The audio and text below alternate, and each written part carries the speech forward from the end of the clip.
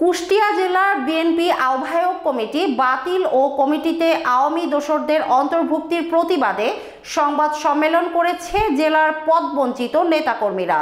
বুধবার বেলা 12টায় শহরের একটি রেস্টুরেন্টে অনুষ্ঠিত উক্ত সংবাদ সম্মেলনে কুষ্টিয়ার সদর উপজেলা বিএনপির সাবেক আহ্বায়ক বশিরুল আলম চাঁদ, জেলা বিএনপির সাবেক যুগ্ম সাধারণ সম্পাদক কাজল মজুমদার, আব্দুর রাজ্জাক বাচ্চু, মিরাজুল ইসলাম রিন্টু সহ বিএনপি ও অঙ্গ সংগঠনের বিভিন্ন পর্যায়ের ত্যাগী নেতা কর্মীরা উপস্থিত ছিলেন।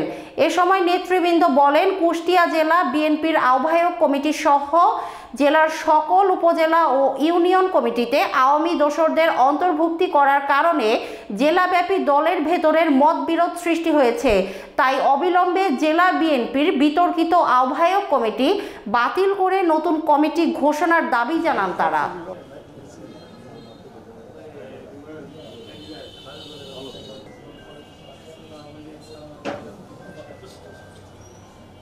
যারা আগেও মালিক ছিল তাদের কাছ থেকে জোরপূর্বক পরবর্তীতে টাকা নিয়ে এখানে তাদেরকে বরাদ্দ দেওয়া হয়। তাদের বসার বিষয়টা কি, আমরা যখন ঢাকাতে গেছে প্রোগ্রাম করছে, আমান ভাইয়ের সাথে দেখা করছে,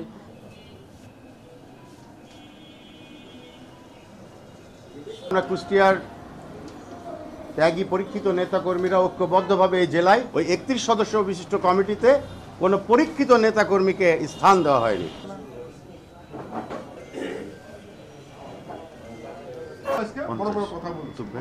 এই কারণে আমরা কিন্তু আমাদের আন্দোলনে শুধু আমাদের এবং বিদ্রোহী সদস্য আছেন যারা, আজকে শিক্ষকরা চরম আতঙ্ক বিরাজ করছে কলেজে।